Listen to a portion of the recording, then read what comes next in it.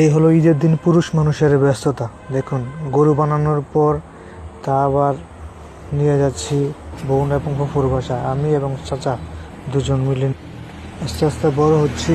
আর ঈদের দিনটা আমাদের খুব কর্মব্যস্ততার মধ্যে যাচ্ছে।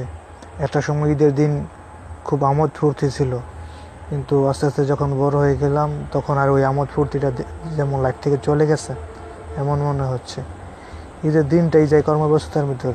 এই গরু জবাই থেকে শুরু করে গরু বানানো, বন্টন, এলাকা ভিত্তিক যে বন্টন আছে এইগুলি করা, এবং এগুলি ওদের বাড়ি বাড়ি পৌঁছায় দেওয়া।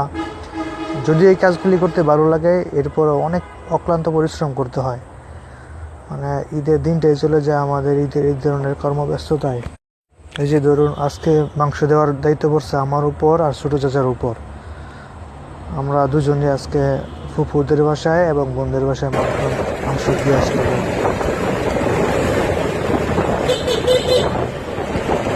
ঈদের দিন হচ্ছে আমাদের কর্মব্যস্ততার দিন। ঈদের পর দিন থেকে শুরু হয় আমাদের আনন্দ উৎসব।